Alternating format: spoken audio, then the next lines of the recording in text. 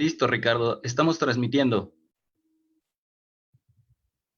Muy buen día a todas y a todas. Buena tarde. Muchas gracias por conectarse a este conversatorio que definimos, como recordarán quienes estuvieron en el conversatorio el día martes, ese mismo día, en razón de la enorme demanda de preguntas y de inquietud que existe en México sobre la educación inclusiva, sobre cómo dar un espacio adecuado, un espacio de calidad, un espacio digno en igualdad de condiciones para todos los niños, niñas y adolescentes en la educación, independientemente de sus condiciones, que son pues muchísimas, tantas como la diversidad humana permite. Tenemos un panel pues de lujo hoy con grandes especialistas en la materia. Voy a presentarles, después de que tengamos una primera intervención, vamos a tener una primera intervención de la maestra Adriana Pérez Carrión, que es maestra en educación especial y que se ha dedicado pues por muchísimos años, a 30 años, a trabajar de distintas formas con niños y niñas con discapacidades, en escuela regular, en escuela privada, en capacitación para docentes, para padres y madres de familia, en apoyo terapéutico. Nos va a introducir un breve testimonio acerca de la práctica y los retos que tiene la educación inclusiva, y después presentaré a los especialistas en el panel. Muchísimas gracias, y de entrada también muchas gracias a Edwin y a Nancy, que van a estar haciendo la interpretación de lengua de señas durante este conversatorio. Adriana, por favor, muchas gracias.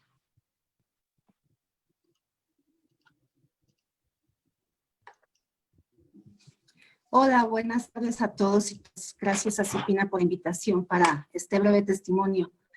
Bueno, yo quiero compartir que realmente en mi experiencia de 30 años ya he visto que hay dos componentes esenciales para abordar la educación inclusiva. Uno es el compromiso personal que nace pues de esa convicción de decir, sí, la diversidad humana es una realidad. Yo como docente he compromiso y me comprometo, perdón por la palabra, le entro con todas las ganas. O sea, me pongo la camisa de la educación inclusiva, veo cómo le hago. Es decir, no cierro la puerta y no digo a mí no me toca. Y el otro componente esencial es la capacitación. Si el compromiso y el corazón me dice, sí, yo quiero aprender a trabajar con la diversidad de mis alumnos, esa es la llave de la puerta que me abre la educación inclusiva. El siguiente componente para avanzar es la capacitación. De clic. Los docentes lo primero que nos dicen es, no tengo tiempo, no puedo atender a tantos alumnos y menos tan diversos y menos si tiene una discapacidad intelectual, porque si tiene una discapacidad sensorial, bueno, la tecnología me ayuda, los materiales, si es un alumno o una persona ciega en cualquier nivel, o si es auditivo el asunto. Sin embargo, cuando es discapacidad intelectual, dice, ¿cómo? ¿Cómo le enseño a leer y escribir? No tengo tiempo.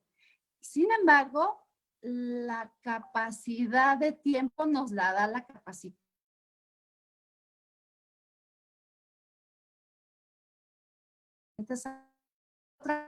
Trabajar por proyectos, puedo trabajar de una forma que yo no sea la única guía, la única tutora de los niños, sino que hay varios, los niños entre ellos son compañeros, como se hace en las aulas multigrado, que seguramente Fernando hablará de ello, ¿no? Y de todas maneras, siempre hay una forma de aprender a trabajar desde la diversidad cuando hay el compromiso, cuando nos capacitamos. Y desde los padres de familia, sí quiero dar testimonio que he visto una de pasar a pedir el favor de que admitan a sus hijos en una escuela, a sus hijos con discapacidad o con algún reto en el aprendizaje, a esa conciencia de derechos. Mi hijo tiene derecho a aprender con todos, como sus otros hermanos. sin discapacidad. Y esos padres de familia muchas veces son el detonante, el de clic para crear nuevas condiciones para la educación inclusiva. En muchos de nuestros cursos y talleres son madres y padres de familia quienes invitan a la maestra, y no al revés, a la maestra de su hijo a capacitarse. Y hacen estrategias y hacen alianzas. Y suceden historias muy, muy buenas que dan testimonio de que es posible. El último que recuerdo, porque fue hace muy poco, es una maestra de primero de primaria que una mamá del ciclo anterior la invitó a tomar el curso de lectura y escritura, y la nueva mamá, otro nuevo alumno con síndrome de Down, la invitó a tomar el de matemáticas porque dijo, ya mi hijo se benefició de la capacitación que otra familia pagó, a mí me toca abrir camino ahora en matemáticas para mi hijo y para los otros niños que vengan detrás. Y la maestra decía, es posible, claro que es posible con 30 alumnos si trabajamos por proyectos, si trabajamos en equipos, si nos vamos haciendo alianzas y hacemos sinergias de cooperación. La competencia no, sino la cooperación. Creo que, y con esto termino, creo que los casos exitosos de educación inclusiva tienen que ver con la empatía. Y empatía entendida como esa capacidad que yo voy desarrollando como persona de entender lo que no entiendo o de aceptar lo que no entiendo y ponerme más en un nivel de alumna que aprende cómo sí se puede hacer. Entonces, desde ahí, desde esa necesidad de crecer y pertenecer en lo diverso, es como maestros y papás avanzamos juntos para que un niño, una niña, un joven con X discapacidad o con muchos retos en todos los sentidos siga avanzando y siga aprendiendo en una escuela regular o en una escuela donde hay niños diversos. Ya quitemos el término regular, sino niños diversos dentro de esta gama donde hay de todo y para todos. Muchas gracias. Muchas gracias Adriana, a ti y a todas las personas que trabajan todo el tiempo en todo el país, además por la educación inclusiva. Yo creo que hay que reconocer que la reforma constitucional que tuvimos el pasado mayo del año pasado, ya estamos cumpliendo un año de la reforma al tercero constitucional, que establece que la educación no solo es obligatoria, gratuita, laica, sino también inclusiva. Esta reforma, reconocer que ha sido a partir del trabajo y de el empuje pues de cientos, de miles y miles de familias, de personas con discapacidad, de personas de pueblos y comunidades indígenas y también de muchísimas organizaciones civiles que han estado en esto durante décadas, intentando modificar la perspectiva de cómo se ofrece hoy la educación en México y finalmente, o digamos como telón de fondo, la perspectiva de quién tiene derecho a tener derechos en nuestro país, quién tiene derecho a tener educación, quién pensamos que necesita la educación y quién predefinimos que no la necesita, entonces le damos servicios de una calidad distinta o con un mecanismo de alguna forma de segregación. ¿Quién tiene derecho a aprender con otras personas? ¿Con quién tiene derecho a aprender una persona? ¿Y cómo reproducimos esta exclusión, estos mecanismos de exclusión que hay en nuestra sociedad y en muchas otras, los mecanismos de exclusión estructurales en políticas públicas, en el entorno social, en la perspectiva cultural y en el nivel familiar, cómo los hemos ido adaptando y cómo hemos hecho que la educación responda a esta perspectiva de exclusión. Necesitamos, como menciona Adriana, por principio, empatía, compromiso, voluntad, apertura a la diversidad y, claro, evidentemente cambios en la política pública y cambios en las dinámicas. Para hablar de todo esto vamos a darle el espacio a nuestros panelistas. no sin darle la bienvenida también a, ya no sé cuántas tenemos, pero teníamos poco más de 3,000 personas en el Zoom y en el 3,300 personas tenemos ahora en el Zoom y en el Facebook. Les agradecemos muchísimo su tiempo y presento en principio a la doctora Silvia Ortega. Quizá la conocen muchísimo, ha tenido cargos de enorme relevancia en el país, ha sido subsecretaria de Educación, no los voy a decir en orden, Silvia, porque no me van a salir en orden, pero subsecretaria de Educación Media Superior, la administradora de servicios educativos federales en la Ciudad de México, ha sido directora del Colegio de Bachilleres, rectora de la Universidad Pedagógica Nacional y es un especialista en temas de educación. Vamos a tener también, tenemos aquí, le agradezco muchísimo al doctor Fernando Salmerón. Fernando Salmerón es investigador, ha sido investigador y académico del CIESAS durante muchísimos años. Nos honramos, además de que sea un miembro del Consejo Consultivo del CIPIN a nivel nacional.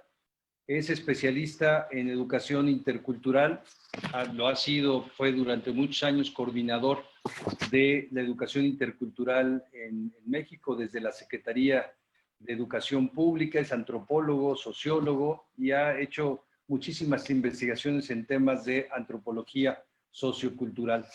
Y está también con nosotros la Gabriela Tamés Delgado, que es directora de fortalecimiento curricular en educación básica en la Secretaría de Educación Pública, ha sido coordinadora nacional del programa de educación especial, tiene este encargo a nivel nacional en la SEP federal y es especialista en educación y discapacidad, ha trabajado largo tiempo ya en la Secretaría de Educación Pública en esta responsabilidad.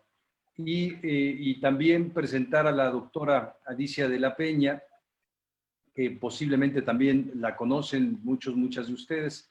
Tiene estudios de educación especial en la Universidad de Washington, fundó Servicios Educativos, Familia y Escuela, fue directora de Comunidad Down, fue también directora de la Confederación Mexicana de Organizaciones a favor de las personas con discapacidad intelectual, es directora de Inclusión Educativa ahora en el Colegio Celtic y es una luchadora de muchas décadas y ha aportado muchísimos procesos en ese sentido en muchos lugares del país. Le vamos a dar la palabra en principio para dar una perspectiva general a la doctora Silvia Ortega. Gracias, Silvia.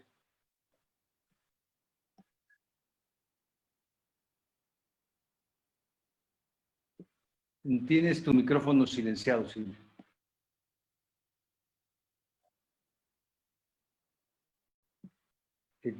Tienes el micrófono silenciado. Yo creo que lo silenciaron sí al mismo tiempo.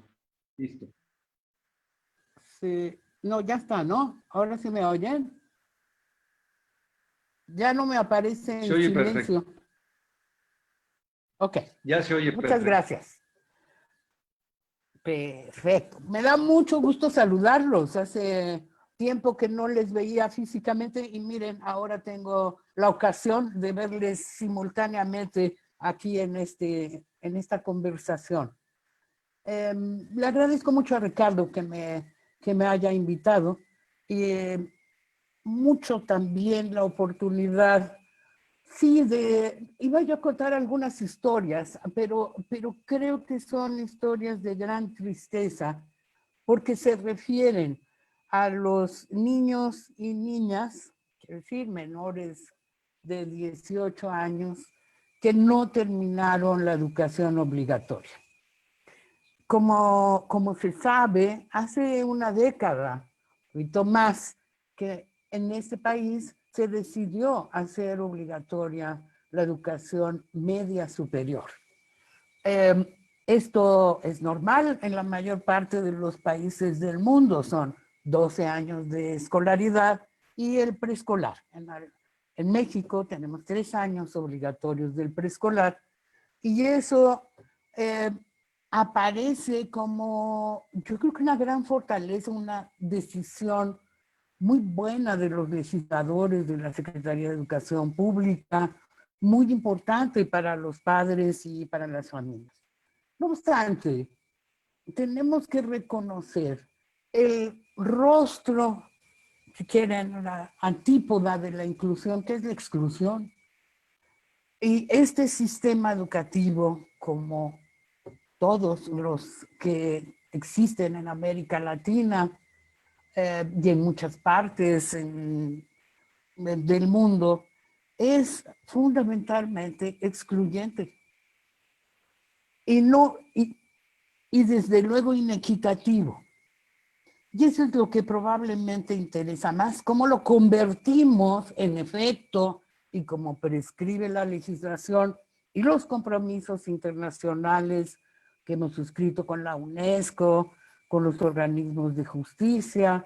¿Cómo hacemos de la inclusión educativa una práctica? Déjenme, una práctica diaria, un derecho que respetamos, uno que custodiamos entre todos y todas. México tiene uno de los sistemas educativos más grandes del mundo, el tercero en América. 35 millones de estudiantes en 2018-2019, a cargo de 1,5 millones, 1,600,000 profesores y profesoras. Pero este gran sistema refleja la exclusión y la desigualdad que son parte de nuestro paisaje nacional. Depende de quién eres, depende de cómo vives, de con quién vives, depende de tu pobreza. El que seas incluido y tengas una ruta de oportunidades o bien una salida temprana, un abandono, sin que puedas cumplirle a esas personas, a esos niños, niñas y adolescentes, su derecho. Un derecho que les hemos garantizado. Bueno, yo quiero decirles que las cifras son muy reveladoras. En 2010-2011, en ese ciclo escolar, hubo 4,9 millones, casi 5 millones de niños, niñas y jóvenes que no iban a la escuela. En el ciclo escolar 2015-2016, según las mejores cifras disponibles, se redujo ese número, pero se redujo en 100,000. 4,8 millones de niños y niñas de entre 3 y 17 años estaban fuera de la escuela. Este es un país de un tamaño razonable, es una gran ciudad, lo que cada año se va de la escuela. Son 1,100,000 niños y niñas que dejan la escuela cada año. Ahora, ¿por qué? A pesar de los cambios en la legislación en 2013, a pesar de los grandes esfuerzos de la Secretaría de Educación Pública, de su mesoestructura, de las escuelas, de nuestros compañeros y compañeras docentes. Bueno, miren, a pesar de eso, 84,000 niños de primaria, 300,000 de secundaria, y un escandaloso monto de 700,000 niños y niñas que deberían estar en la media superior, que habían llegado, abandonan la escuela y quedan excluidos. Pero esta exclusión es selectiva, desde luego. Déjenme decirles, 80% de los hijos de los jornaleros agrícolas migrantes no van a la escuela. 44% de los niños y niñas con discapacidad, a pesar de todo, están fuera de la escuela. 36% de los niños, niñas y adolescentes indígenas y 30% de quienes habitan en las zonas rurales. Ahora, hay un modo de estar incluido pero excluido, y eso tiene que ver con lo que aprendes.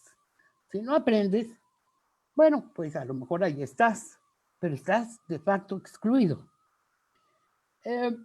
Esta distribución del logro educativo, de los aprendizajes, está igualmente desequilibrado y distorsionado.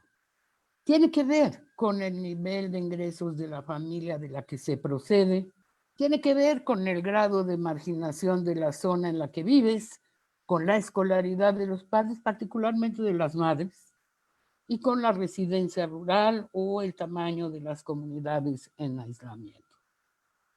Entonces, pues claro, por muy buenas razones, en el 2019 y frente a esta, yo creo que improrrogable circunstancia, se hace la reforma del 2019 con muy buenas noticias. Se acentúa la inclusión y la interculturalidad como características centrales del sistema educativo nacional que queremos. Se define la equidad como propósito. Y la tercera gran noticia es que se concede la mayor importancia al derecho a la formación y a la actualización permanente de los y las docentes. En eso estábamos. Y que nos cae la pandemia.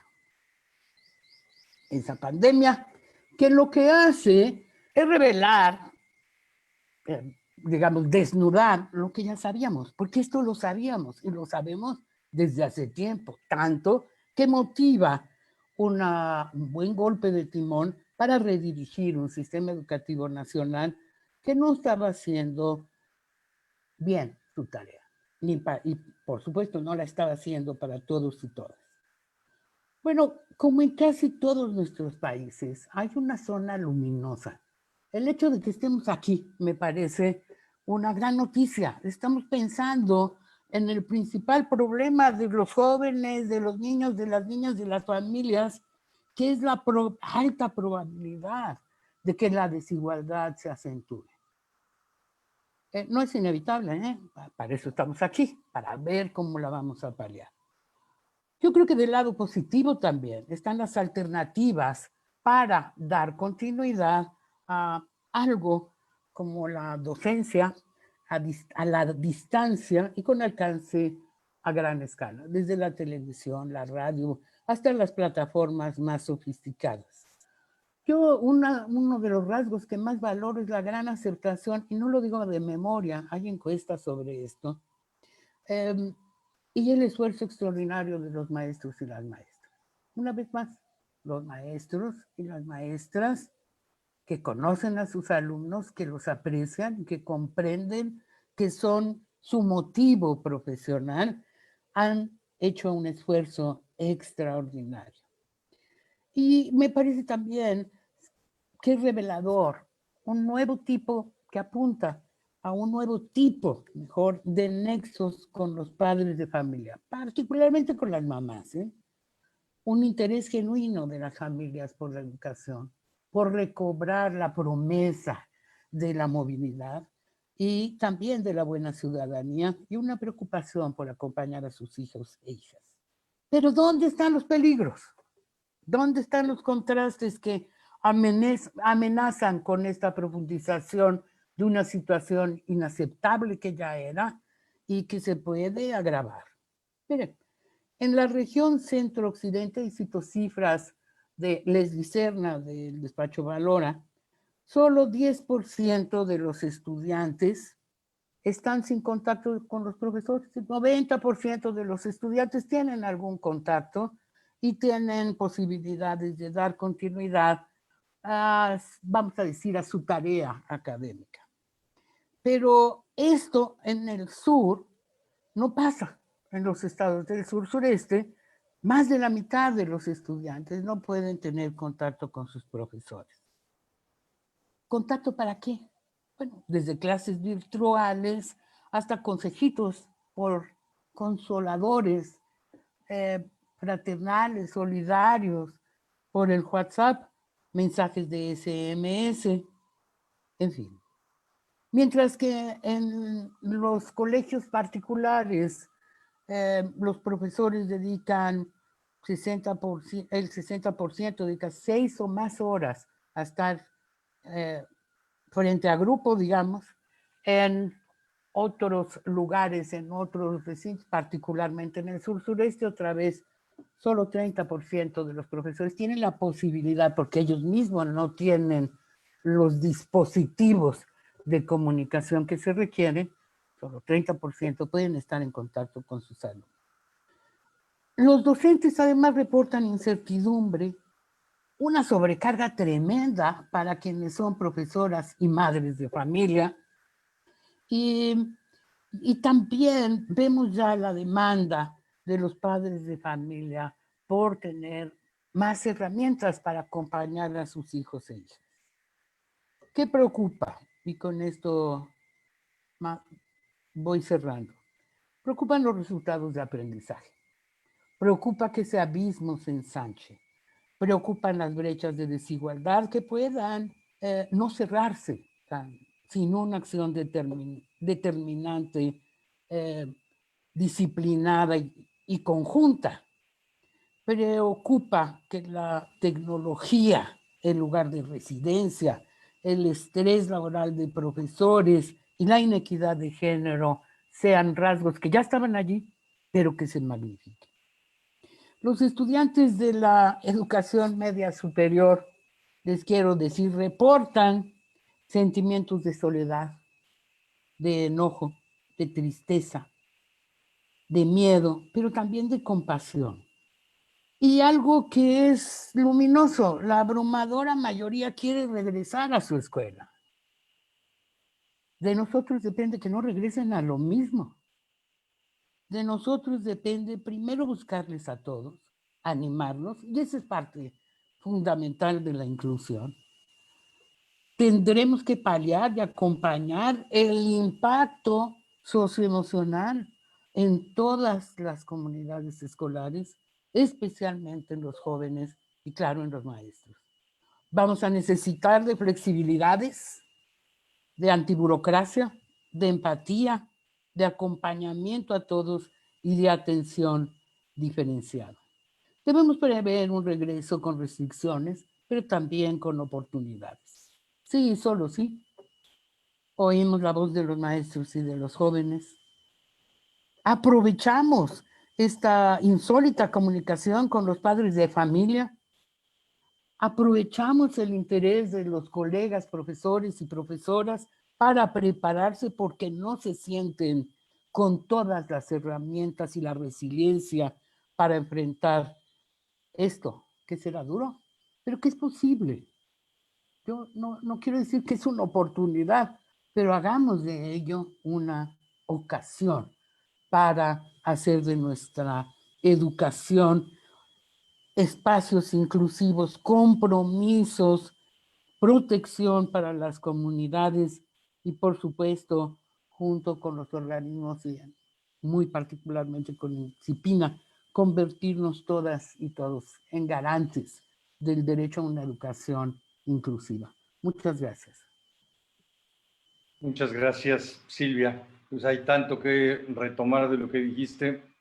En conjunto me recuerdan a pues uno de los pilares de la Convención de los Derechos de las Personas con Discapacidad, que refiere que la discapacidad no es la disfuncionalidad que tiene la persona, sino la relación con el entorno, con un entorno que tiene barreras de muchos tipos, hoy descritas en la Constitución como barreras para el aprendizaje y la participación, pero no solo son esas, son barreras de todo tipo, son barreras lingüísticas, son barreras territoriales, emocionales, económicas, sociales, culturales, enorme cantidad de barreras. La escuela no agota el derecho a la educación, claramente. Creo que eso es parte del reto de la reforma. La educación inclusiva requiere una enorme cantidad de cambios en la sociedad en su conjunto, no solo en el sector educativo. Bien, vamos a continuar escuchando a Fernando Salmerón. Fernando, por favor, tienes la voz por 10 minutos. Muchas gracias. Muy buenas tardes a todas y todos. Creo que, en fin, después de lo que nos ha hecho, que nos han hecho ver tanto Silvia como Adriana, está puesta un poco el tema de la discusión. Es decir, yo yo quisiera sobre todo poner el énfasis en lo que, a partir de lo que se ha hecho en educación intercultural, habría que ver para avanzar, digamos, hacia las cosas que ya nos están planteando la normatividad y las nuevas condiciones, ¿no? Y desde luego acentuadas de una manera muy, muy terrible, como bien señala Silvia, por la pandemia que estamos todavía sufriendo. Creo que el gran reto, digamos, es pues lo que cada vez decimos con mayor fuerza, pero que no necesariamente pues, nos garantizamos de una manera tan clara, que es que todos los niños, niñas y adolescentes tienen que estar en la escuela sin importar origen y condición. Y ahí está el tema. Ya Silvia aclaró esto de manera muy clara. A lo mejor logramos que una gran parte esté en la escuela, pero esto del origen y la condición no necesariamente es algo que hayamos podido garantizar bien en el pasado y que ahora con la epidemia seguramente se va a traducir en dificultades mucho mayores, no solamente por las condiciones que deberemos garantizar para un retorno final a mecanismos de educación para todos, sino que también las condiciones en las que las personas regresarán a actividades regulares, pues van a ser muy, muy distintas dependiendo de lo que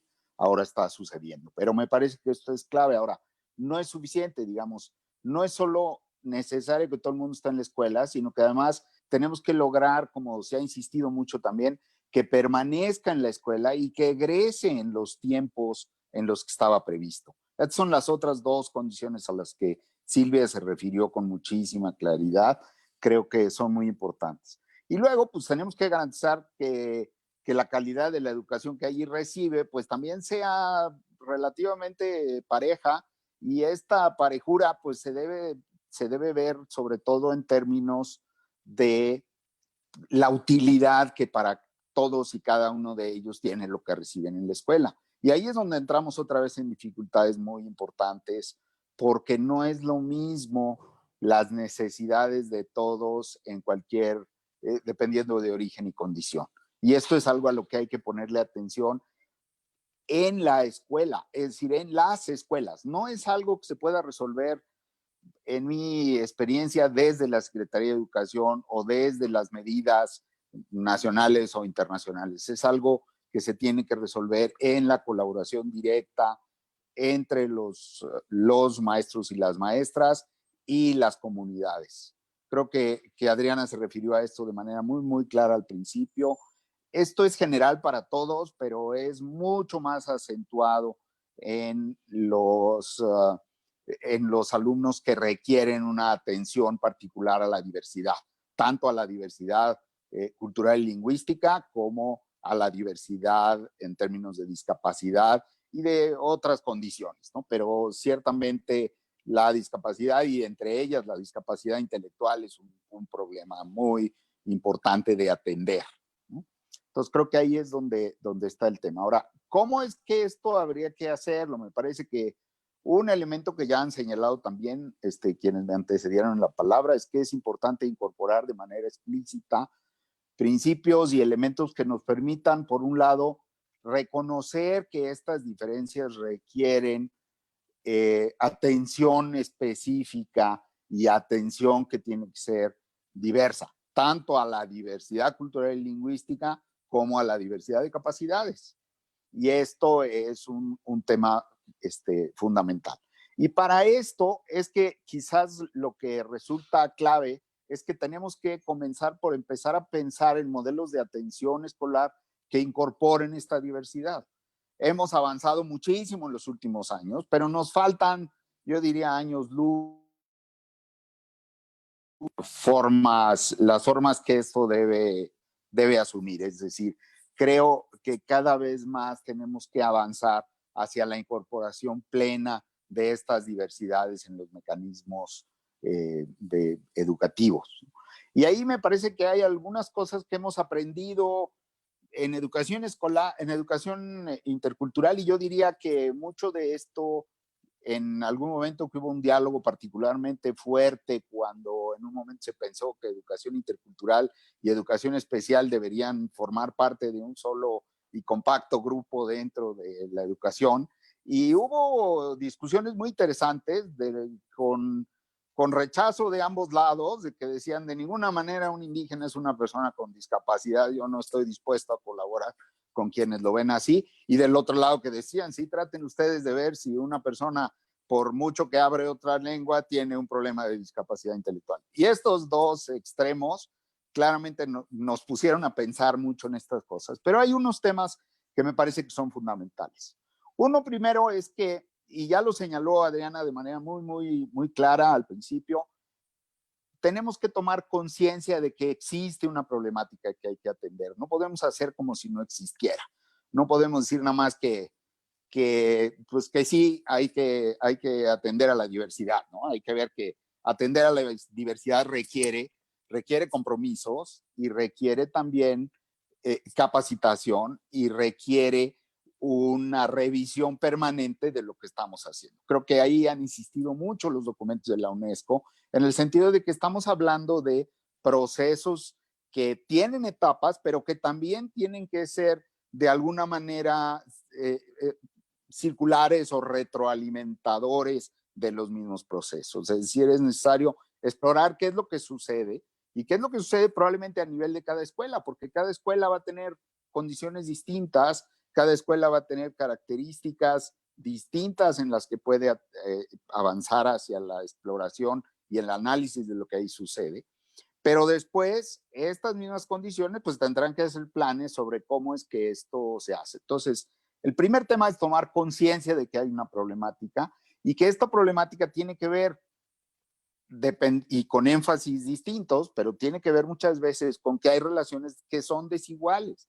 ¿Y por qué son desiguales las relaciones? Pues a veces porque hay problemas de discapacidad o problemas sociales de atención a la discapacidad, porque hay problemas sociales de atención a la diversidad cultural y lingüística, porque hay problemas sociales de atención a la diversidad socioeconómica, que también es un tema muy importante. Entonces, este es un primer paso que se dice fácil, pero no se toma fácil.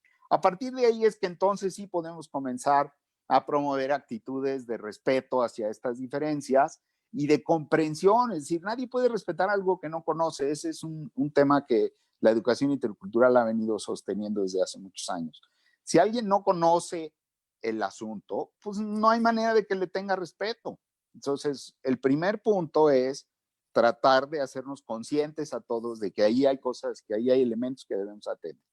Y luego, esos elementos que debemos atender, pues requieren entonces sí algunos elementos específicos. Tenemos que promover elementos de respeto, pero también tenemos que promover elementos que requieren capacitación de cómo es que se atienden esas diversidades. No todas se atienden del mismo modo y no todas responden del mismo modo a la atención que le ponemos. Entonces es otro tema que me parece clave.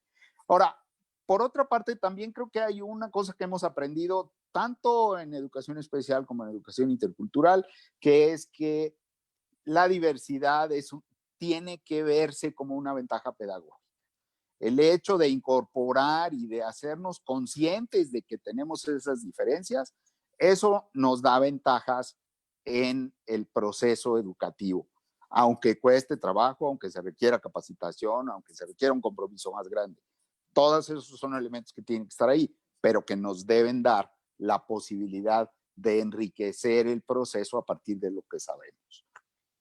Y luego, a partir de ahí, pues sí hay sin duda estrategias pedagógicas específicas para atender cada una de estas cosas que tendremos que ir encaminando y que tendremos que ir viendo. Pero hay que estar conscientes de que vamos hacia allá, porque si no lo vemos así, si no vemos esto como una oportunidad, no que la pandemia sea una oportunidad, pues claro que nadie hubiera querido tenerla encima, pero ya que la tenemos encima, tenemos que aprender de lo que nos está sucediendo para no repetirlo y para poder hacernos pensar a todos en las posibilidades de que esto camine hacia mejores soluciones. Y esto es algo que está presente, que tenemos que tener claramente previsto en cualquier mecanismo que utilicemos para la inclusión y la atención a la diversidad cultural y lingüística.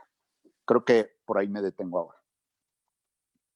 Muchísimas gracias, Fernando. Yo creo que a la parte que mencionaba Silvia sobre esta relación entre exclusión y desigualdades, le añades muy bien la relación entre inclusión y diversidad. No se puede no se puede incluir si no se reconoce la diversidad como una riqueza, además. No solo si se reconozca la existencia, que eso hemos avanzado. Legalmente en este país llevamos 20 años haciendo una cantidad de leyes enormes y de instituciones que reconocen situaciones y condiciones diversas. Pero una cosa es reconocerlas y otra cosa aceptar que son una riqueza. Que nuestra sociedad, que nuestras comunidades, que las escuelas, las aulas son ricas si son diversas. Y en realidad, si no lo son, se empobrecen. Ya tienen un mecanismo de empobrecimiento. Bueno, antes de darle la palabra a Alicia de la Peña, le doy las gracias. Ahora tenemos poco más de 4.800 personas de prácticamente todo el país. Hay 25 entidades federativas acá conectadas. No las nombro todas, pero les agradezco muchísimo a todas y todos, y también los comentarios. Ya llevamos una enorme cantidad de comentarios que tienen que ver también con lo que pasa directamente en las aulas, en las escuelas, con las barreras para el aprendizaje y la participación, con los maestros, los docentes, las unidades de USAER, las escuelas interculturales, etc. Alicia, por favor, te damos la palabra. Tienes el micrófono apagado. Listo, ¿me escuchas? Sí, te Ok, escucho. muy bien. Bueno, después de todo lo que los participantes acaban de exponer, yo me quiero ir un poco sobre la parte práctica. Es decir, nosotros trabajamos en todas las organizaciones que mencionaste, tratando de capacitar a los maestros, a las maestras, a los directivos, en un cambio de paradigma importante en los sistemas de enseñanza. Entonces, en el momento en que nos enfrentamos a este reto de la pandemia, en que nos vemos obligados a enseñar a distancia en Aprende en Casa, realmente nos ha generado un reto muy importante y es al que yo quisiera referirme en función del poquito tiempo que tenemos. El reto principal es cómo enfocar esta enseñanza a distancia para que los niños no pierdan el tiempo, para que los niños estén atentos y puedan darle un seguimiento y una continuidad a su aprendizaje. Pero el reto de las escuelas que tenemos niños integrados es un reto definitivamente mayor.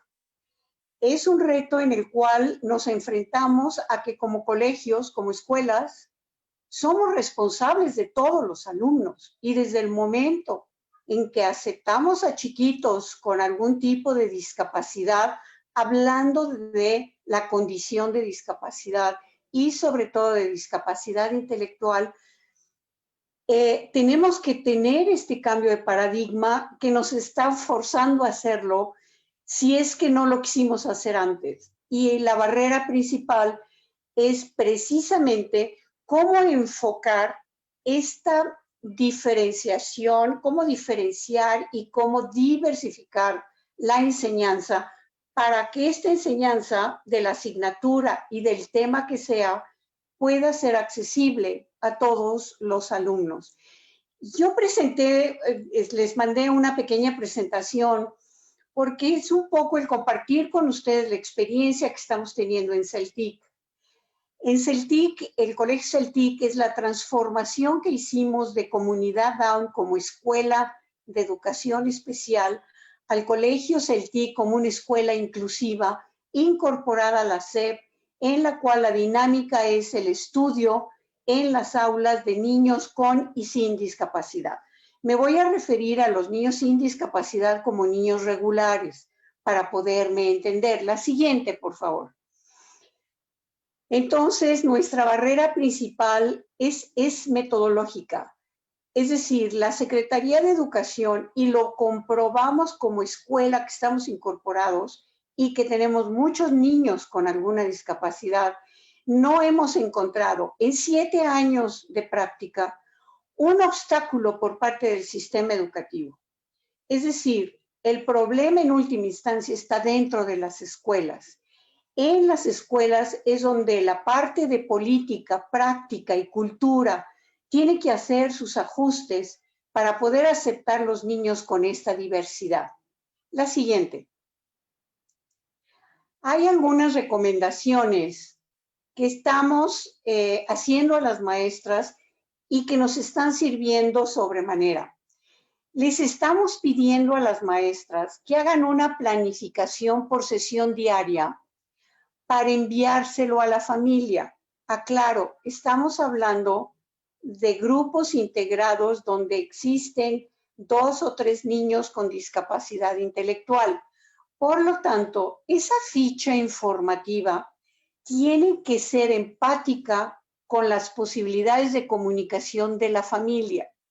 Si utilizamos términos demasiado sofisticados, la familia no te va a captar, no se va a meter en lo que tú quieres que haga y no se va a comprometer de una manera integral. Esta ficha requiere de instrucciones de esta secuencia didáctica que va a desarrollar la maestra durante sus sesiones de clase, pero que vaya directamente como información a la familia, dando la instrucción sobre el tema. ¿Qué es lo que se va a enseñar? Muchas veces los maestros entran a trabajar con los niños y ni los padres ni los niños saben con claridad qué es lo que van a aprender en esa clase. Por lo tanto, es muy importante esta introducción que vaya acompañada de las instrucciones de cómo esa secuencia didáctica se va a ir desarrollando, de tal manera que los padres conozcan a lo que se enfrentan, los materiales que van a requerir. Y otro punto que nos ha parecido muy importante es que haya indicadores de evaluación. Es decir, ¿qué se espera que el alumno aprenda del tema como aprendizaje relevante y fundamental? Es decir, si un maestro no sabe diversificar, el maestro planifica de manera homogénea. Todos deben de aprender lo mismo al mismo tiempo y ser evaluados de la misma manera. La diversificación lo que nos permite y nos obliga es variar los contenidos para que sean aprendizajes relevantes y fundamentales de la misma asignatura y del mismo tema. De esta manera, tenemos que contar para discapacidad intelectual con los apoyos de la familia. En este gobierno se ha hecho mucho hincapié en la cooperación de la familia con los maestros y con la escuela. Esta está siendo la oportunidad para que los padres verdaderamente colaboren y se haga ese equipo que mencionaba Adriana entre la familia y el maestro. La siguiente. ¿Cuáles son los retos de los maestros?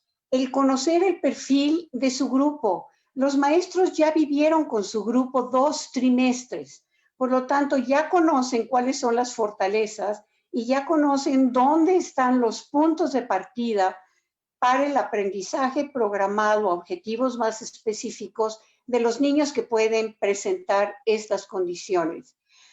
Ellos, los maestros, tienen que seleccionar el tema de la asignatura, pero analizando, repito, y quiero hacer mucho hincapié en detectar los aprendizajes relevantes y fundamentales de los temas, para que esto sea lo que le van a pedir al alumno y a la familia que sus hijos aprendan. Tomar en cuenta los aprendizajes previos. Esto es muy importante, que en una sesión los maestros exploren un poquito qué es lo que los niños saben sobre los temas que van a tratar, qué saben sobre los planetas y sobre el sistema respiratorio, para ver en dónde están los niños y entonces enfocarlo. La recomendación principal que hacemos a los maestros es de que tienen que hacer un ejercicio de diversificación en multigrado.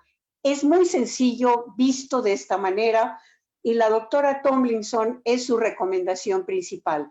poder programar de más a menos complejidad, de más a menos cantidad de trabajo, de más a menos el tiempo requerido. Por lo tanto, yo puedo tener un alumno que aprende mucho, que tiene muchísimo interés en saber de los planetas y va a hacer una investigación y una antología enorme, muy variada, muy enriquecedora.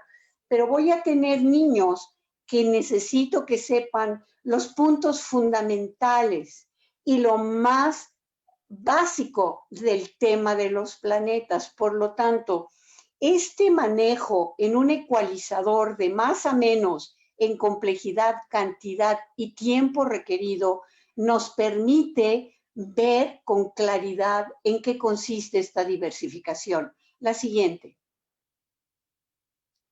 Aquí tenemos una foto en pantalla. Este es un chico, es un alumno con síndrome de Down. El hecho de que los niños con alguna discapacidad participen con su grupo, estén en pantalla, es una experiencia verdaderamente emocionante. Es decir, los alumnos crecen todos, saben manejar, van aprendiendo a manejar los requerimientos tecnológicos, los manejos de pantalla y van trabajando de acuerdo a lo que los maestros van dando, pero manejando los ajustes razonables que están requiriendo las asignaturas y los temas para que sea un reto accesible a la condición del niño. La siguiente. Aquí vemos, por ejemplo, una evidencia. Aquí el tema era el eclipse, geografía, cuarto de primaria. Aquí nosotros tenemos la evidencia de este chico con síndrome de Down que nos está poniendo en 4 líneas cuál fue su aprendizaje fundamental y un dibujo que hizo en casa sobre lo que es el eclipse. Yo como maestro puedo sofisticar muchísimo mi enseñanza sobre lo que son los eclipses, pero con que este niño me haya aprendido estos elementos fundamentales, yo maestro me siento totalmente satisfecho. Me está manejando español, está escribiendo, está redactando, está dibujando y está comprendiendo lo esencial de mi tema. La siguiente. Aquí tenemos otras estrategias que estamos manejando en pantalla, que esto se manejaba a nivel presencial también, es utilizar los mapas mentales y conceptuales. Este es inglés. Este es un niño con síndrome de Down en cuarto de primaria. Se está ajustando el contenido a las estaciones porque 2 o 3 niños tenían dificultad en esta comprensión. Se hace un mapa mental en donde los niños van a ir aumentando y enriqueciendo su mapa de acuerdo a la información fundamental que se está dando por parte de la maestra, el apoyo que el familiar, ya sea mamá, papá, hermano o abuelos, están trabajando con los niños, porque esto sí es indispensable. La siguiente, por favor. Y entonces vamos viendo cómo enriquecen sus conocimientos con el tema de acuerdo a sus posibilidades y generan una ficha de conocimiento que puede ser un examen parcial o un examen final con el cual yo puedo calificar porque sé los conocimientos que adquirió este niño y son de acuerdo a sus retos, cuarto de primaria con síndrome de Down. Yo me quedo totalmente satisfecho. Los otros compañeros, sobre todo aquellos que pueden investigar, que tienen muchísimas inquietudes, muchos intereses, pueden irse a la NASA y hacer investigaciones de lo más sofisticados, mismo grupo, mismo tema, misma asignatura. Los chicos que hicieron este tipo de investigación comparten la riqueza de su conocimiento, pero este chico con síndrome de Down también va a compartir toda la riqueza de su aprendizaje en una evidencia que él elaboró conjuntamente con su familiar. La siguiente. De esta forma, lo que esperamos de los maestros es que en esta planificación están en casa. En la casa no tienen los elementos que tienen las escuelas. Por lo tanto, tienen que enfocar sus temas a que utilicen cosas de la casa. Si van a ver medidas, volúmenes, peso, que traigan el kilo de frijol y la taza para medir y lo que mide la mayonesa, qué sé yo. Usar las condiciones de casa. ¿Por qué? Porque los aprendizajes significativos son aquellos que nos van a servir para solucionar problemas y para enfrentar situaciones cotidianas. Esto va para todos los alumnos, no nada más para los niños con discapacidad. Así es como tienen que enfrentar las maestras su clase para que sea accesible a todos los niños en temas de matemáticas que pueden ser muy complejos, pero que si los hacemos de retos accesibles, pueden ser realmente accesibles y muy interesantes para todos los alumnos. La siguiente. Aquí presentamos otro ajuste. Este es un alumno, síndrome de Down, cuarto de primaria. Aquí la maestra está mandando trabajos a casa, haciendo los ajustes curriculares de operaciones matemáticas. Obviamente en cuarto están en centenas, millares, fracciones, 1000 cosas. Aquí este chiquito necesita reforzar lo que es la operación de la resta. Esto es importante, esto es lo que se manda, sobre esto se trabaja y sobre esto se califica. La siguiente, por favor.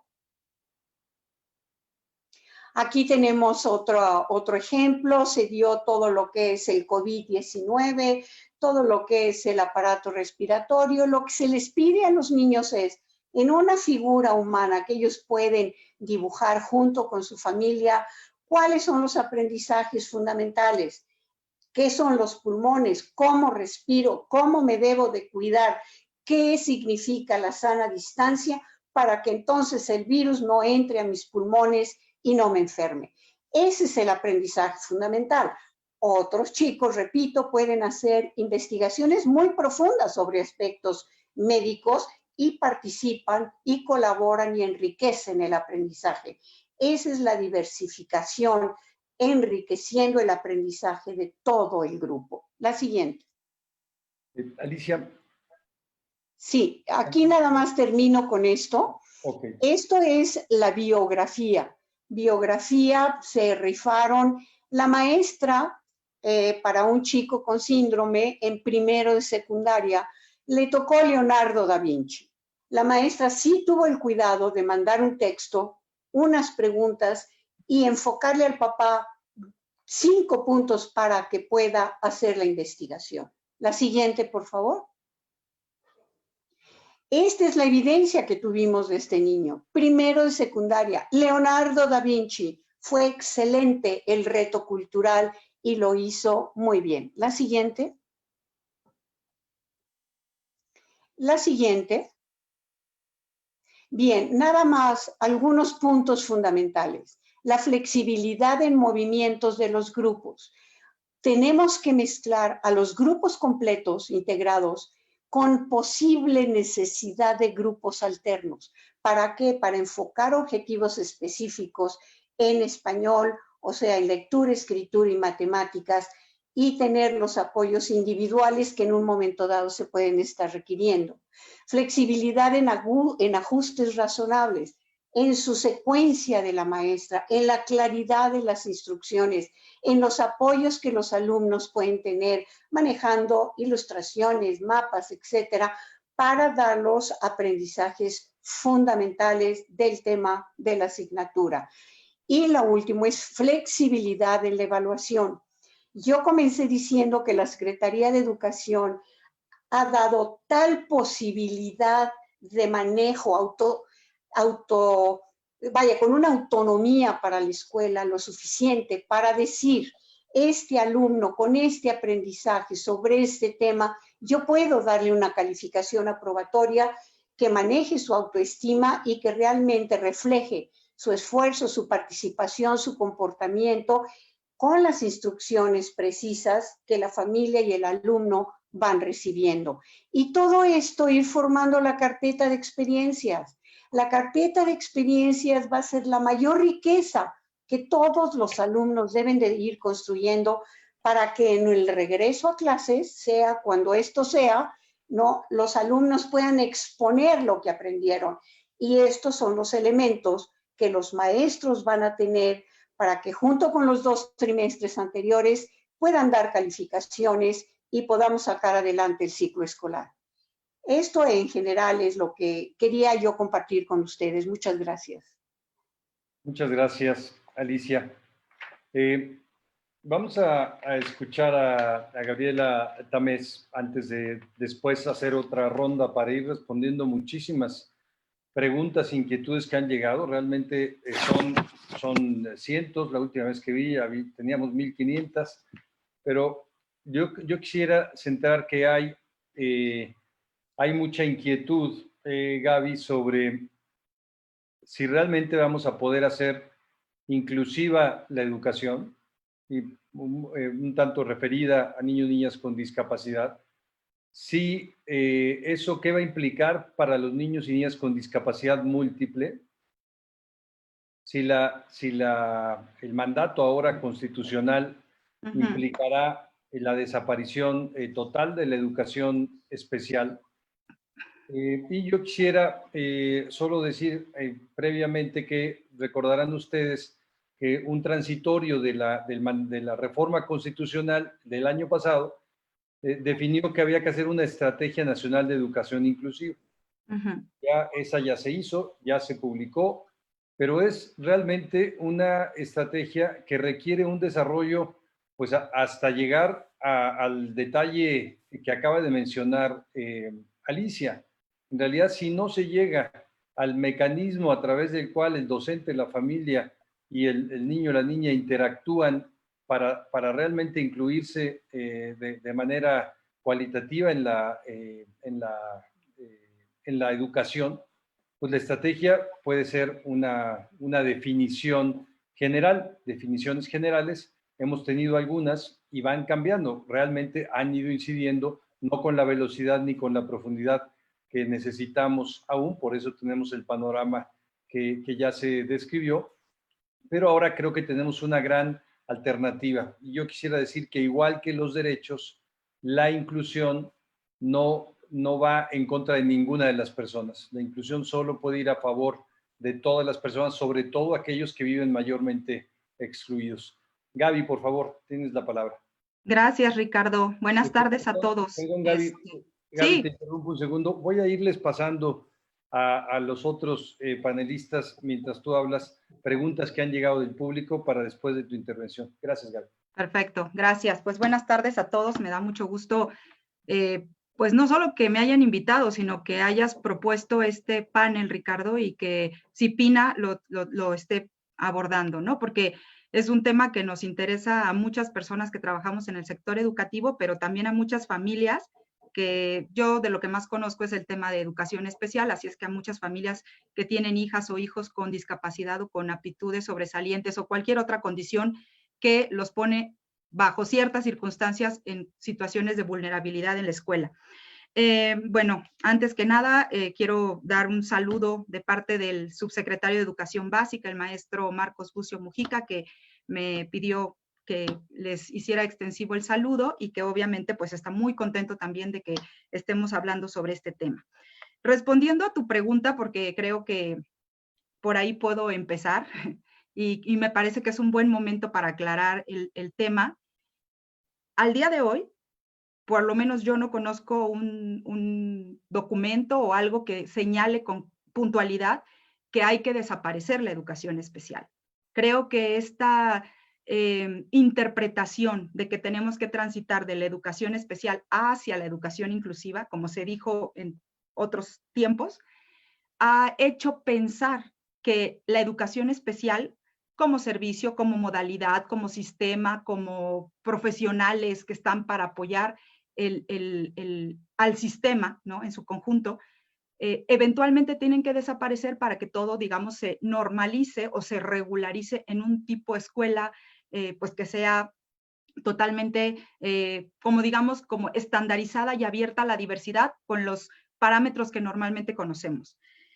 Bajo esa premisa, yo lo que creo que es importante que todos tengamos presente es que si bien es cierto que tenemos que trabajar a favor de que haya una escuela cada vez más incluyente o inclusiva, como le querramos decir, también es cierto que tenemos también que fortalecer otros equipos y otras cosas que están alrededor de las escuelas, y que si estas no están no solo fortalecidas, sino bien intercomunicadas, no podemos hacer que la escuela evolucione o se transforme hacia una escuela inclusiva. Creo que eso es algo importante. Tal vez y también ha generado mucha polémica, no solo en México, sino en muchos países. ¿Qué hacer, sobre todo con alumnas y alumnos que tienen, como ya lo dijo hace rato Adriana, lo menciona también Alicia, qué hacer con estos alumnos que tienen discapacidad intelectual o que tienen autismo o que tienen discapacidad múltiple, sordoceguera, y que para un maestro de educación básica regular, no me gusta usar la palabra regular y estamos tratando de hablar del maestro de educación básica únicamente, pues obviamente pues es un reto porque él tiene que atender a un conjunto de alumnos y no va a poder, porque no va a tener el tiempo y aunque tome muchas capacitaciones y demás, no va a obtener las herramientas necesarias para poder llegar a la especificidad que se requiere. Para eso se requieren los servicios de educación especial. Ahora, como los tenemos, es como servicios de apoyo en básica, me refiero, porque es de lo que estoy hablando ahora. En básica tenemos un servicio de apoyo que cambia dependiendo el estado, la zona escolar, el turno, la región, en fin, muchas características. A veces son servicios que están más presentes en las escuelas, a veces son servicios que hacen como solo algunas visitas a las escuelas, y tenemos un servicio escolarizado, es decir, una escuela donde algunos alumnos llegan y lo que tenemos que trabajar, y aquí creo que me puedo adelantar un poco a lo que viene, que son la formulación de los lineamientos para cómo deben trabajar los servicios de educación especial, es cómo discernir cuando un estudiante, lo deseable sería que todos estuvieran en el espacio regular, pero también es cierto que hay familias que no optan por ese servicio, que optan por un servicio escolarizado de educación especial. Entonces tenemos que ir, yo diría, como transitando culturalmente, éticamente, ideológicamente, normativamente, para que esas dos opciones coexistan y que realmente estén se brinden en las mejores condiciones. Y por otro lado, pues, que la decisión de la familia o del estudiante que opte por un servicio escolarizado, que se ve desde esta mirada, se ve como un espacio, pues tal vez que no es incluyente porque es una escuela de educación especial, pues que tome la decisión con base en criterios que no sean, no sé cuáles sí sean, pero los que no sean es, pues porque en la escuela de allá no me aceptan, porque hay rechazo, porque el maestro no sabe atender al alumno. Tampoco que se quede en el centro de atención múltiple o escuela de educación especial porque hay que conservar un plantel o hay que conservar una matrícula, ¿no?, de alumnos para permanecer. Esas no deben de ser las razones de peso.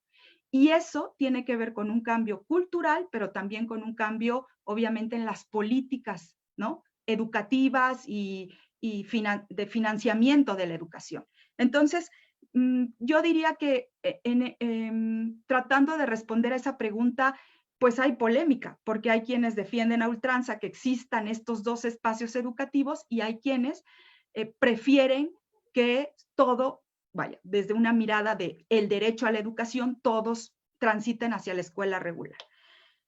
Traigo una presentación, pero yo creo que mejor hago un resumen para, digamos, para mejor pasar a las preguntas. Y básicamente es que mi presentación dice lo que ya dijeron mis antecesores. ¿Qué es una escuela o qué es una educación inclusiva? Porque una escuela es como reducirlo a un espacio físico, lo cual no es una reducción menor, es algo también muy complejo. Pero ¿qué es una educación inclusiva? Es un proceso, no es una cualidad o algo que se le ponga a la escuela.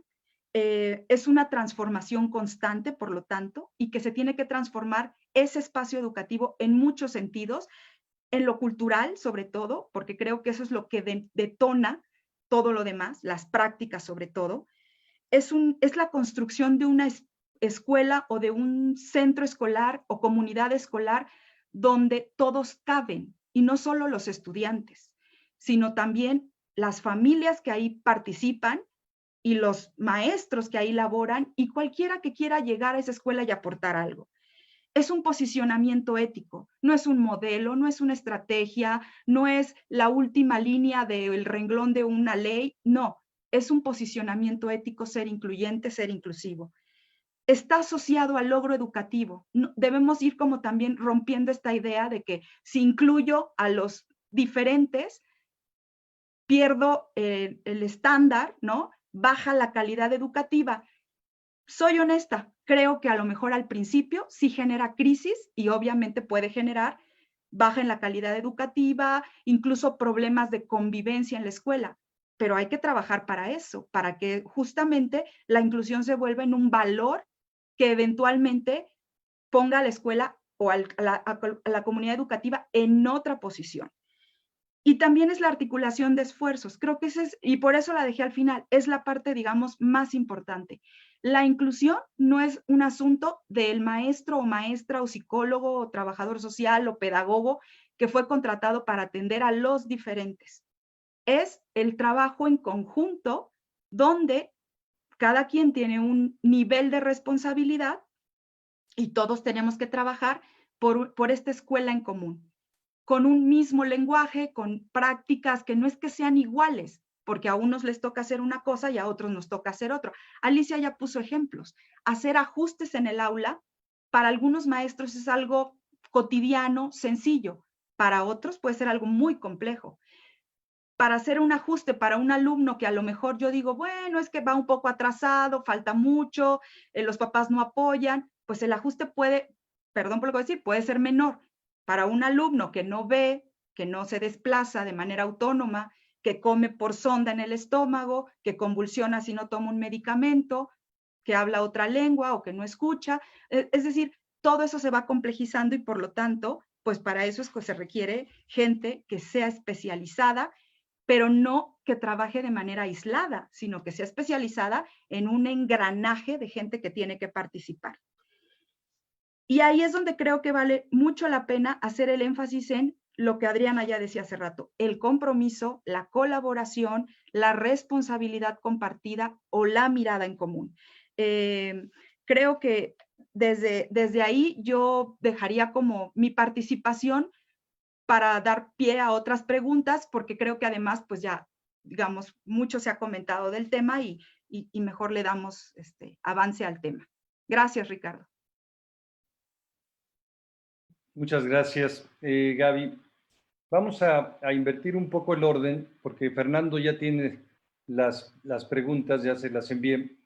Silvia, te las voy a enviar ahora por WhatsApp. Pero Fernando, si quieres hablar de esta perspectiva de realmente hay que seguir teniendo una educación diferenciada según los grupos étnicos, según también la diversidad lingüística, o tenemos que hacer una educación, hacer que la educación regular sea intercultural.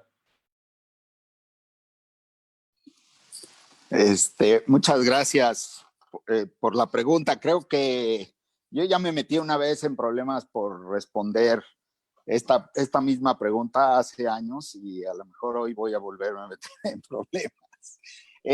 A ver, educación indígena, como hoy la entendemos, bueno, como ayer se entendía en el país, hoy no me queda tan claro. Entiendo que hay cambios muy importantes que se están haciendo y no estoy totalmente al corriente, pero hasta el día de ayer, la educación indígena estaba planteada como una educación dirigida exclusivamente a la población indígena en lo que se consideran sus comunidades de origen.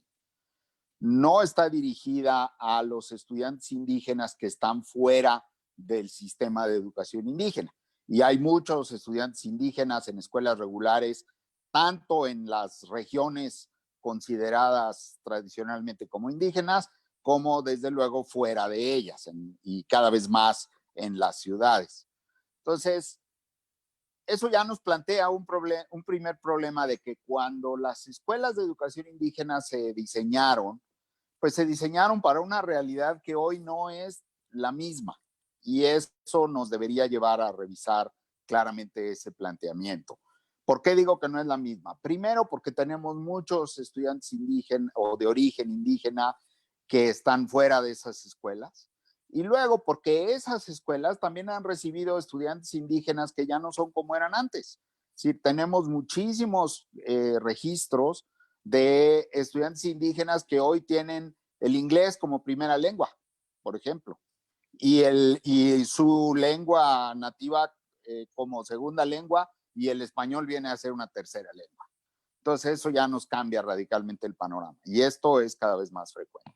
Ese es un primer problema. Un segundo problema tiene que ver con esta discusión vieja de iguales pero diferentes, que es una discusión que debemos tener siempre presentes. Cuando nosotros tenemos la idea de que tenemos sistemas que son iguales, pero que son para grupos distintos, estamos hablando de sistemas de segregación. Lo siento mucho, pero así sucede. Esa fue siempre la crítica en contra de las escuelas de educación especial también. Y creo que hoy las escuelas de educación especial lo han entendido mejor que las escuelas de educación indígena. Entonces, ahí hay otro problema. Entonces, si a mí me preguntan si deberíamos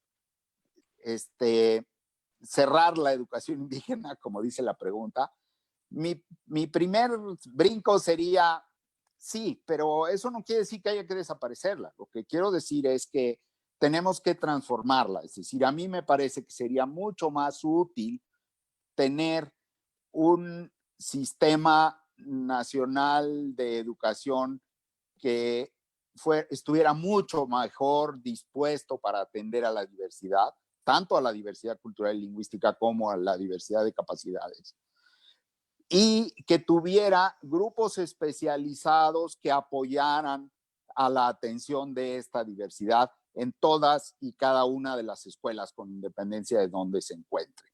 Ese es en lo que se refiere al sistema nacional. Pero por otra parte, también hay una presión muy importante de parte de los pueblos indígenas para tener una educación propia.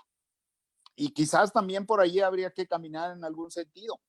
En Chiapas, en Oaxaca, en la península de Yucatán, hay escuelas que no están teniendo malos resultados y que están planteando, en Michoacán, que están planteando que ellos deberían tener un sistema educativo propio con sus propias características, en su propia lengua y con un sistema que permitiera equivalencias con el sistema nacional, pero que no dependiera, como hoy muchos lo ven, de un sistema que no los atiende particularmente bien, ¿no?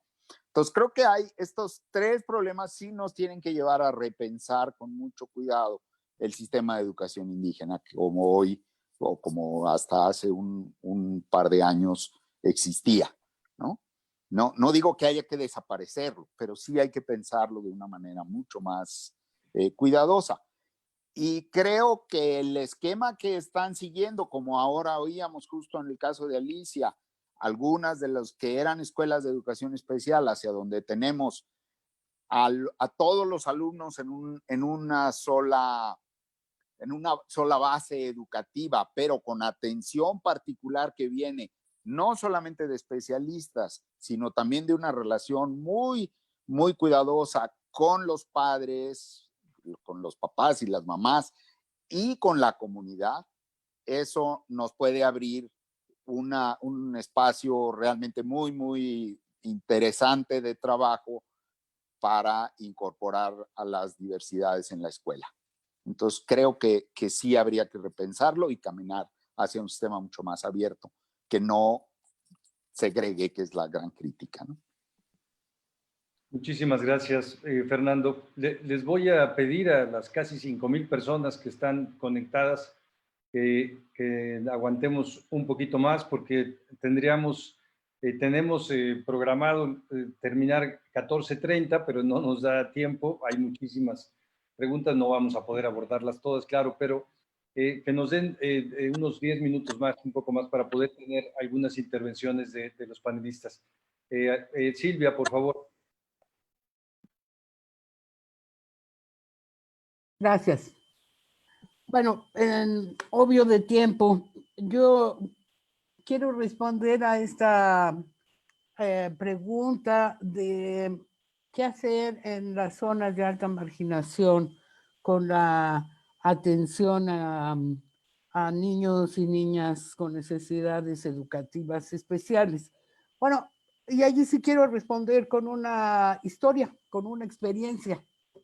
Hace unos años, un grupo de investigación de la OCDE encabezado por David Instance y con Francisco Benavides, algunas compañeros y compañeras de aquel entonces Distrito Federal, hicimos una investigación sobre innovación en educación y participaron muchas escuelas presentando sus paradigmas que desde luego no serían no transgredían las normas, pero constituían genuinas innovaciones decididas desde la escuela. Y lo mejor de lo mejor estuvo en una zona muy marginada, en Iztapalapa, en un campo, y, que además era vecino de una escuela de las llamadas regulares, pero que tenía unos años. Bueno, yo creo que todo lo que dijeron mis colegas Adriana y Alicia, allí se reflejó. Fue una decisión de las comunidades, muy, muy inspirada por las madres de familia de ese barrio, muy agresivamente conquistado con la supervisión y las jefaturas de sector que se solidarizaron cuando entendieron, muy determinado por los estudiantes que asistían a la llamada escuela regular. Y realmente la forma en que remodelaron una pedagogía para convertirla en una pedagogía de la inclusión que benefició a todos y todas, ganó no era concurso, pero ganó el lugar más relevante cuando se registraron las genuinas innovaciones. Sí, son los maestros y las maestras, y no hay que más darse una vueltita a la normal de especialización y ver allí cómo se va forjando el carácter de un buen maestro, de una buena maestra. Se puede, y creo que así como hay niños y niñas con discapacidad o con necesidades educativas especiales, síndrome de Down, etcétera, con familias con más posibilidades, las familias que habitan en estas zonas marginales tienen toda la posibilidad de organizarse, actuar como comunidad y aprovechar esta circunstancia, esta riqueza, y sí, de verdad que no es una metáfora ni un lugar común, sí aprovechar la ventaja pedagógica que te da la diversidad. En cuanto a las barreras de aprendizaje, un dato solamente para no tomar demasiado tiempo. ¿Cuáles son las barreras de aprendizaje más visibles en esta pandemia? Bueno, obviamente el acceso. Obviamente, allí están todos los datos, no son solo para México, sino para los países de renta baja y renta intermedia. Y los abismos realmente no es nada más tener una computadora ni internet, es tener otro conjunto de condiciones que están muy bien estudiadas y que muestran ahí la gran desigualdad en el acceso. Pero el dato que quiero informarles a ustedes es que en esta encuesta que he estado citando de la Licerna, los propios alumnos encuestados reportan que no están aprendiendo. La abrumadora mayoría. Y están sumamente preocupados, y ojalá que no estuvieran, por la calificación, por la posibilidad o casi certeza que tienen de que van a reprobar, y en consecuencia hay un grupo importante que está, bueno, sí, un grupo importante, que está pensando en no regresar a la escuela después de la pandemia. Yo creo que eso es absolutamente grave y me parece que no es una responsabilidad solo de la escuela y de los maestros, es una responsabilidad colectiva, y a eso me refiero de verdad, de las organizaciones, las personas comprometidas, en fin, las instituciones. Tenemos que no dejar a nadie atrás, pero tampoco afuera, como bien dice lo que una de las láminas de Alicia. Yo eso es lo que tendría que decir. Gracias. Muchas gracias. Yo creo que hay muchas también para Alicia y el mecanismo. Yo creo que hay una que puede centrar mucho diversas inquietudes de las personas que han puesto comentarios. Y eso, ¿qué estrategias debe tener la escuela y debe tener el docente para hacer de la diversidad un recurso pedagógico? No solo para gerenciar la diversidad, digamos, sino para hacer la diversidad en el aula un recurso pedagógico. Bien.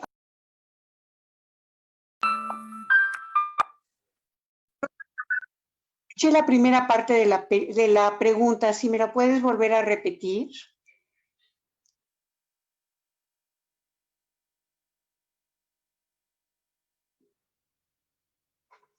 ¿Sí? Disculpa. En términos generales. Sí, ¿qué estrategias debe tener una escuela o los docentes de una escuela para hacer de la diversidad un recurso pedagógico? No solo para gerenciarla, no solo para darle espacio o diferenciarla también, adecuar las especificidades que requiera hacer los ajustes curriculares, sino que sea la propia diversidad un recurso pedagógico para la escuela. Claro, en última instancia eso es lo que se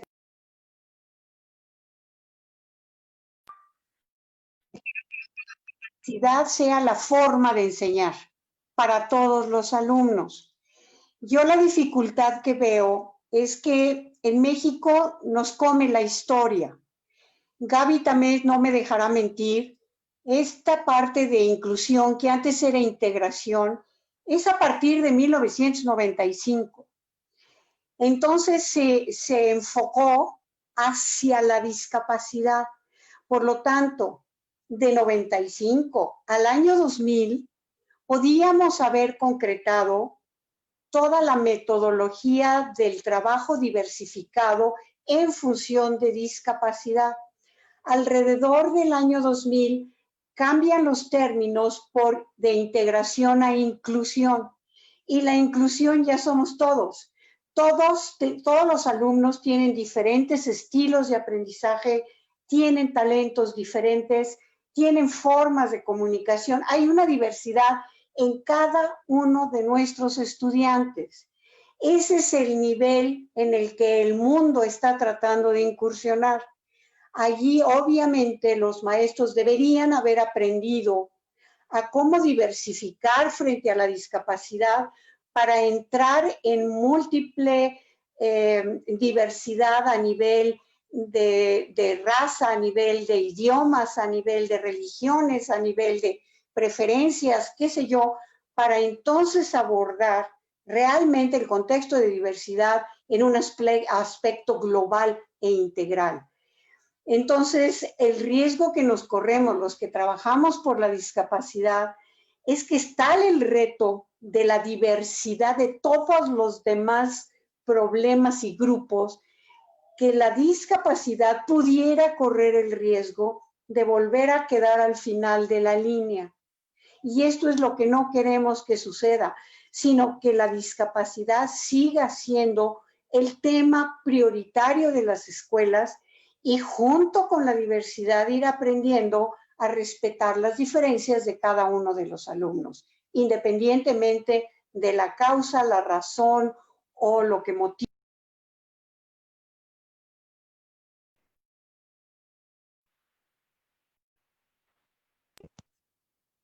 Quedó clara. Si hay muchas preguntas, yo encantada, si puedes poner en pantalla mi correo y encantada de de tratar de apoyar a la gente, ¿no? No, te agradezco mucho.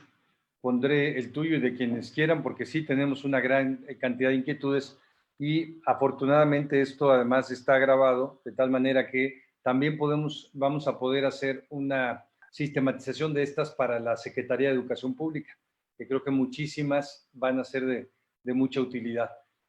Voy a darle también la palabra un momentito antes de Gaby, para cerrar contigo, Gaby, a Adriana Pérez Carreón, que también nos han hecho una pregunta que quizá ella puede contestarla de mejor manera. ¿De qué depende esta colaboración de equipo entre los diferentes actores sociales en una escuela? Si puedes poner tu teléfono al revés o la pantalla al revés, porque si no estás en sentido vertical. Exacto. ¿De qué depende la colaboración de equipo entre los diferentes agentes, los agentes educativos, pero todos los que conforman la comunidad escolar para la inclusión educativa?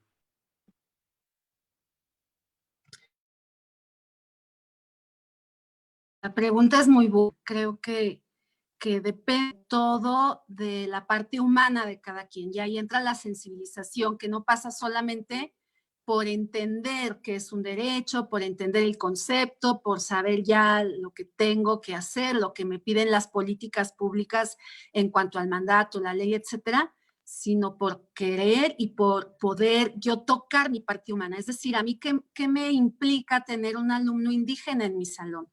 ¿Qué me implica para mí la condición de discapacidad? Experiencias previas tengo en cuanto a apertura, en cuanto a rechazo, en cuanto a aceptación. Y esa sensibilización muchas veces la pensamos en función de los niños, y los niños son los más fáciles de aceptar, de sensibilizar, son moldeables. Nosotros como docentes y como padres somos los que muchas veces nos excluimos mutuamente o nos echamos la pelotita, como se dice coloquialmente, esperando que el otro haga lo que a mí me falta. Entonces, lo que nosotros vemos mucho en The Click es que necesitamos aprender a construir puentes desde lo humano, es decir, esa oportunidad que, como han dicho mis colegas, de convertir la diversidad en un reto y en una oportunidad con pandemia y a distancia, y cuando volvamos al aula, a la escuela, esa oportunidad de la diversidad como reto depende muchísimo de que yo pueda, como persona, como docente y como madre y padre de familia, encontrarme y tender puentes con esas otras personas diversas que conformamos ese equipo de trabajo en una escuela. Padres, madres, director, especialistas, si son de CAM, no externos, o de USAID, de quien sea. O sea, depende mucho de comenzar a sensibilizar la parte humana de cada quien en ese equipo. Y apoyo la moción de Fernando de crear un sistema nacional de educación en la diversidad. Sería buenísimo, porque estamos en un punto donde muchos nos sentimos, me incluyo, donde nos sentimos un poco con todas las posibilidades. Quisiéramos lineamientos muy precisos. El libro morado de las USAID ya no se utiliza, y sin embargo es una gran oportunidad para no tener lineamientos para todos en sistemas iguales, sino ajustados a nuestra realidad, sea Sierra Tarahumara, Ciudad de México, Iztapalapa, donde esté.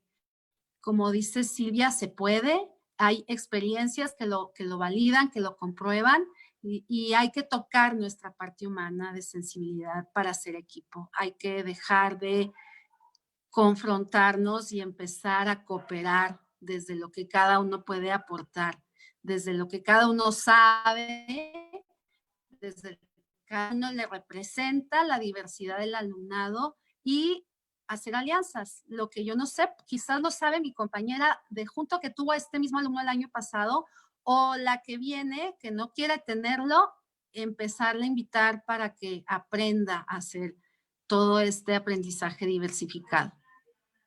Yo podría decir eso, depende de esta sensibilización, depende de que creamos que es posible y nos comprometamos a dejar de competir. Y bueno, yo terminaría diciendo también depende de que nos creamos que es un proceso, como lo decía Gaby, es algo que se va haciendo en el camino. Ahí está, esa es la meta y lo vamos haciendo día a día. Y está bien equivocarnos porque estamos aprendiendo. Es algo que yo trabajaba mucho con mis alumnos en preescolar. O sea, es normal equivocarnos en el proceso de aprender a hacer educación inclusiva. Lo que no se vale es quedarnos en el error y decir, pues yo no sé y a mí no hay nadie que me enseñe y yo no puedo por esto y esto y esto y esto. O sea, es un proceso y depende de que nos toquemos esa parte humana para hacer equipos y alianzas. Espero haber contestado hasta ahí. Muchas gracias. Yo creo que ahí ha habido una coincidencia, no solo en lo que ustedes plantearon aquí, sino en muchísimas de los comentarios. La primera barrera que existe para la inclusión, para la educación inclusiva, es el paradigma cultural que tenemos. Es la falta es que la exclusión, la perspectiva de segregación, también decía Fernando, la tenemos inculturada, la tenemos estructural, la tenemos en las instituciones, está un poco en el ADN de la sociedad también, y esa es una primera cuestión a trabajar muy complicada, pero sin la cual no se puede dar esta educación inclusiva. Gaby, por favor, cerramos contigo. Sí, bueno, me mandaste una pregunta, me voy a enfocar en ella y trataré también de cerrar algunas ideas que no dije en la primera parte. ¿Cómo se está promoviendo la educación inclusiva desde los programas de estudio en educación básica? Pues yo diría de manera así muy general, digamos, preguntan aquí que en el trabajo práctico, yo diría como dos grandes vertientes. Por un lado, los planes de estudio de educación básica y seguramente no solo los de básica, los de media superior y seguramente los de también algunas o muchas carreras de educación superior, tienen elementos curriculares en términos de contenido, pero también en términos de habilidades que esperamos desarrollar en los estudiantes, que están enfocadas hacia el desarrollo justamente de esta cultura incluyente o inclusiva.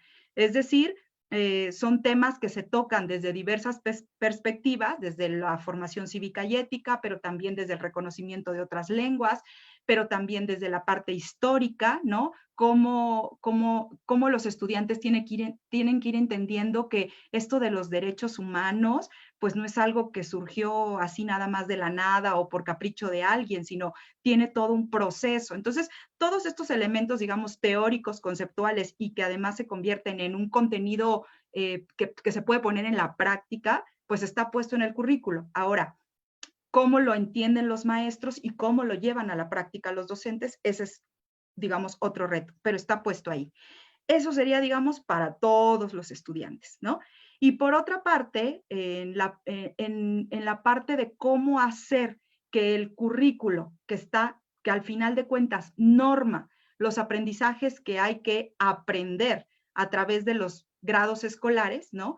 Sobre todo en básica porque existe un solo currículo a nivel nacional que te establece, pues, cuáles son los aprendizajes que los estudiantes tienen que ir desarrollando conforme avanzan en los ciclos escolares. Y no solo cómo avanzan, sino cuáles son las asignaturas que se convierten obviamente en las prioridades educativas. Por eso están ahí puestos como estos grandes contenedores de aprendizajes o de conocimientos. Lo que tiene que hacer el docente, obviamente, primero, conocer el currículo. Segundo, conocer a sus alumnos. Y yo creo que ahí, en una de las reflexiones que en las últimas semanas he tenido como muy presente por lo que he escuchado que dicen los maestros, y me remito a los maestros de educación especial de apoyo, porque los maestros que están frente a grupo de manera más natural lo hacen, ¿no? Ellos están todo el día frente a los alumnos y además tienen aquí el currículo, a veces lo usan más, lo usan menos, pero aquí lo tienen como un referente. Pero el maestro que viene y apoya y que está, digamos, como, no sé si es la palabra más afortunada, pero está como un poco periférico a lo que sucede en el aula, pues obviamente podría, no digo que suceda siempre, pero podría no conocer a profundidad a sus estudiantes, que son parte, obviamente, de lo que a él sí le toca hacer. Entonces, creo que esto a mí me permite reflexionar un poco que para poder hacer sugerencias del trabajo, tanto en la escuela como ahora que estamos enfrentando este reto de la educación a distancia, los maestros de entrada tienen una herramienta muy poderosa, conocen a sus alumnos, pero si no los conocen, pues están en una situación de desventaja, porque entonces las familias, pues no voy a decir que todas funcionan exactamente igual, porque obviamente no lo es, pero las familias seguramente sí conocen a sus hijos. Y entonces dicen, no, mi hijo sí sabe hacer eso, ¿por qué la maestra no lo tomó en cuenta? O el maestro, ¿por qué no lo sugirió? Entonces creo que ahí usar esos dos elementos, qué me marca la norma curricular y qué conocimiento tengo de mis alumnos, es lo que el maestro tiene que traducir en lo que llamamos ajustes razonables, o antes les decíamos adecuaciones curriculares. ¿Cuál es la diferencia? Que la adecuación curricular está muy centrada en el currículo, en qué cambio del currículo, el acceso para llegar a estos conocimientos o la parte sustantiva del currículo. Cuando hablamos de los ajustes razonables, pensamos en una mirada más amplia, ¿no? A lo mejor no tengo que intervenir en cambiar cosas del currículo. Vaya, el currículo no lo puede cambiar el maestro porque ese está estandarizado y publicado. Lo que puede cambiar es la forma en que baja el currículo a las prácticas, a la didáctica, a lo que sucede en el aula. Hay otro elemento que es importante y que no debemos perder de vista. El currículo, al final de cuentas, norma los conocimientos. Entonces, por eso es tan importante el cambio cultural y el cambio cultural que trasciende a la parte política y de prácticas. Porque si el maestro quiere hacer cambios en este currículo para adecuarlo a las realidades o a las capacidades o intereses de un alumno, pero tiene autoridades que no se lo permiten, pues obviamente esto ya empieza a generar fricciones o choques. Entonces, por eso decía yo hace rato, es como un engranaje que tiene que ir como ajustándose todo el tiempo. Y por eso hacer educación inclusiva no es un asunto, pues no es imposible, pero tampoco es un asunto sencillo. Hay que estar todo el tiempo revisando los retos, ¿no? Creo que eso es lo que quería comentar. Muy bien, pues muchísimas gracias, Gaby. Se ha abierto una enorme cantidad de situaciones a seguir dialogando, a seguir construyendo colectivamente. Vamos a poner aquí en ambas plataformas, en Zoom y en Facebook, la liga de la Estrategia Nacional de Educación Inclusiva y para que sepamos, pues es un proceso que vamos a seguir construyendo. Y digo vamos porque tiene que ver con instituciones públicas, evidentemente, pero tiene que ver también con las comunidades educativas, tiene que ver con los sujetos de derecho que son las y los estudiantes, tiene que ver con organizaciones de la sociedad civil, con el aporte de organismos internacionales, etcétera. Va a ser un trabajo que nos va a llevar un buen tiempo los siguientes años, pero que la cuestión, como lo que me mencionaba Silvia, el tema es no detenerse. Aunque tengamos toda esta cantidad de barreras, es no detenernos para realmente poder tener una educación inclusiva que sea reflejo y que ayude a construir una sociedad inclusiva.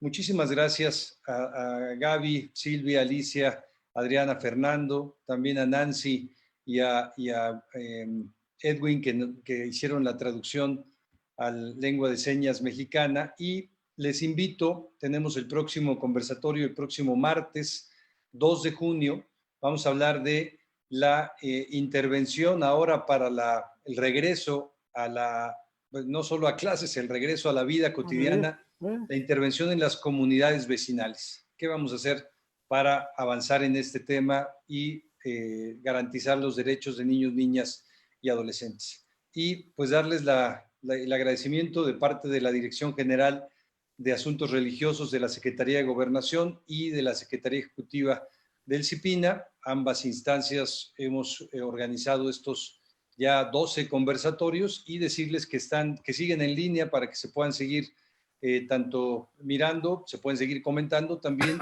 difundiendo. Les agradecemos muchísimo todas las veces que lo comparten también en las redes sociales. Muchas gracias, muy buena tarde. Gracias, Ricardo. Gracias a todos.